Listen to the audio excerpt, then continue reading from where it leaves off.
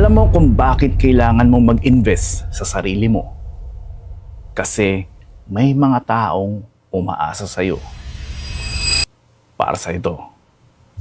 Minsan, iniisip natin na gastos lang ang pag-aaral, gastos lang ang pag-aalaga sa sarili, gastos lang ang pag-try ng ibang opportunity. Pero ang totoo, that's investment. Kasi habang ikaw ay nag-i-improve, mas lumalaki ang pagkakataon mong mabigyan ng mas magandang buhay ang pamilya mo. Kung OFW ka, kung immigrant ka, kung isa kang nanay or tatay, hindi ka pwedeng tumigil sa pag-grow. Hindi dahil kulang ka, pero dahil may mga pangarap na mas malaki pa kaysa sa sarili mo.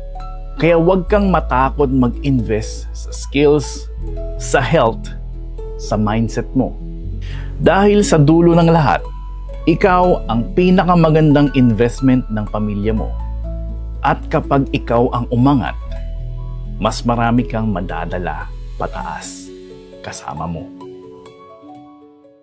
Para sa'yo